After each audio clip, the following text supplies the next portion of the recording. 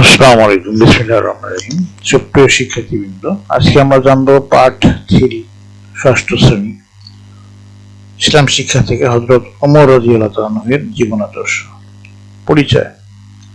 হযরত ওমর ফারুক রাদিয়াল্লাহু তাআলা ছিলেন মুসলিম সমাজের দ্বিতীয় খলিফা। তিনি 583 খ্রিস্টাব্দে কুরাইশ বংশের আদি গোত্রে জন্মগ্রহণ করেন। তার ডাকনাম ছিল আবু হাফস, পিতার নাম ছিল খাত্তাব, মাতার নাম ছিল হান্তামা। ইসলাম গ্রহণের পর তিনি ফারুক, সত্য মিথ্যার পার্থক্যকারী উপাধিতে ভূষিত হন। বাল্যকালে তিনি তিনি উট চালাতেন। যৌবনের শুরুতে যুদ্ধবিদ্যা, কুস্তি, বক্তৃতা, বংশতালিকা প্রতি সম্পর্কে পারদর্শী ছিলেন। হযরত মুহাম্মদ সাল্লাল্লাহু আলাইহি ওয়াসাল্লামের নবুয়ত প্রাপ্তির সময় কুরাইশ বংশে 17 জন ব্যক্তি লেখাপড়া জানতেন। তিনি তাদের মধ্যে ছিলেন অন্যতম। ইসলাম গ্রহণ। হযরত ওমর ফারুক রাদিয়াল্লাহু তাআলা ইসলাম গ্রহণের আগে আবু জাহালের নেতৃত্বে ইসলামের বিরুদ্ধে অবস্থান নেন। তিনি মুসলমানদের উপর অত্যাচার, নিপীড়ন চালাতেন।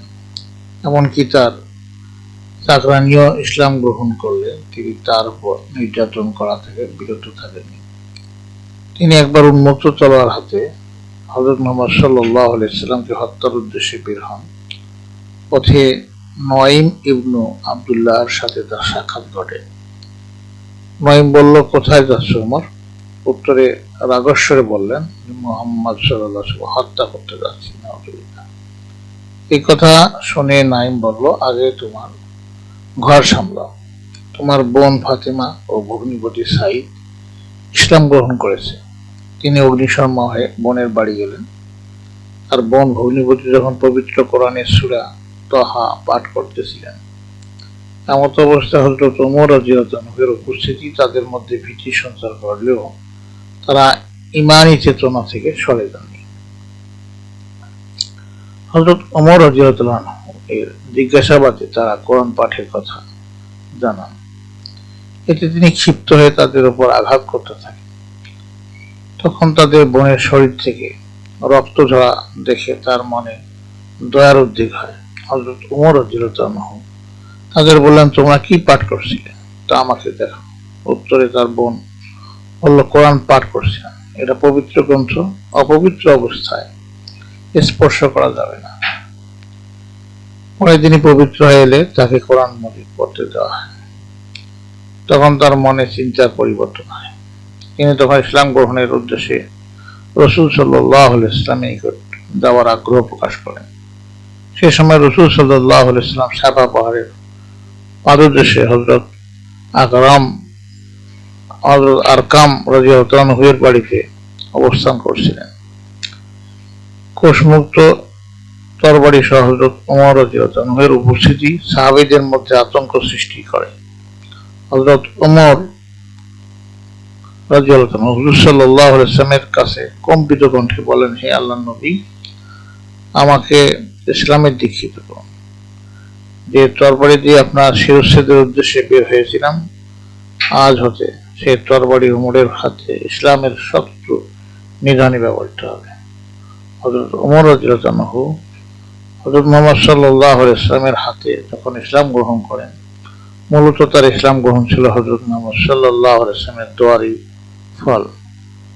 রাসূল সাল্লাল্লাহু আলাইহি ওয়াসাল্লাম তার জন্য এভাবে দোয়া করেন যে, হে আল্লাহ, ওমর ইবনে হিশাম অর্থাৎ আবু জাহাল অথবা ওমর ইবনুল খাত্তাব দুজনের একজনকে ইসলামে প্রবেশ করার তৌফিক দিয়ে ইসলামকে শক্তিশালী করুন। এরপরে খলিফা নির্বাচন। ইসলামের প্রথম খলিফা হযরত আবু বকর সিদ্দিক এর ইন্তেকালের পরে তার অন্তিম ইচ্ছা অনুযায়ী হযরত ওমর রাদিয়াল্লাহু আনহু 634 খ্রিস্টাব্দে ইসলামের দ্বিতীয় খলিফা নির্বাচিত হন। তা অধিকাংশ সাহাবী সমর্থন করেন।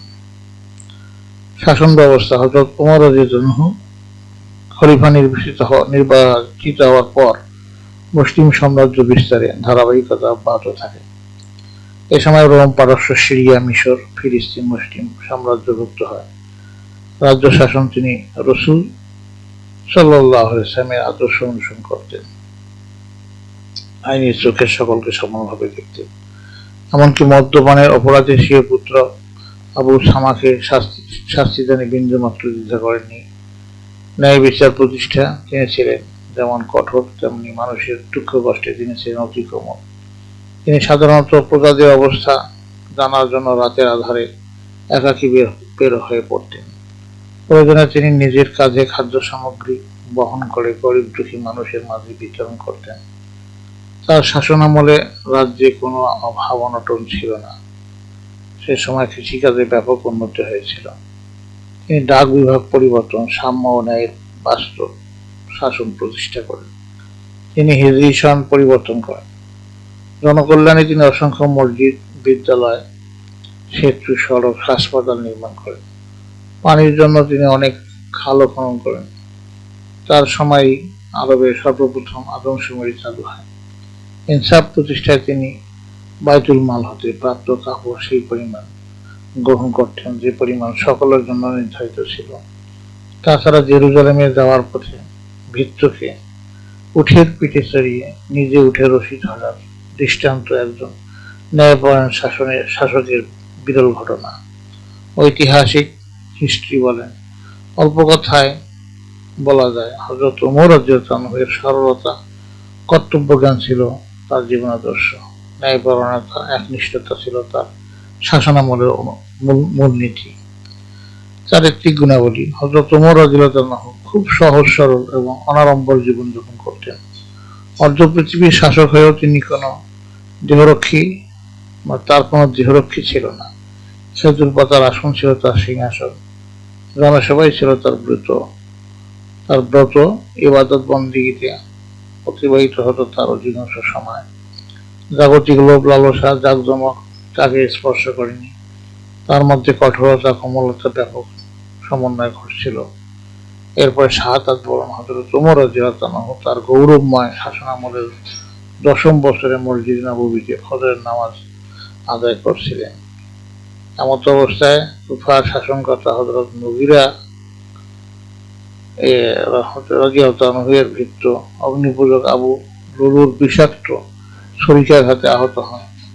তিনি আহত অবস্থায় তৃতীয় দিন হিজরি 23 সনের 27 জিলহজ বুধবার 3রা নভেম্বর 63 বছর বয়সে শাহাদাত বরণ করেন। হযরত আবু মাসউদ রাদিয়াল্লাহু আনহু বলেন যে আমার ধারণা হযরত ওমর রাদিয়াল্লাহু আনহু যখন দুনিয়া থেকে বিদায় নিয়েছেন তখন 10 ভাগ ইলমের 9 ভাগ তিনি সঙ্গে করে নিয়ে গেছেন। তাবারানী, আমরা হযরত ওমর রাদিয়াল্লাহু আনহু এর মহান আদর্শ মেনে চলব এবং সে অনুসারে জীবন করব। প্রিয় শিক্ষার্থীবৃন্দ, তোমাদের কাজ হলো শিক্ষার্থী হযরত ওমর রাদিয়াল্লাহু আনহু এর ন্যায় বিচার সুশাসন সম্পর্কে বাড়ির কাজ হিসেবে একটি টিকা লিখে নিয়ে আসবে।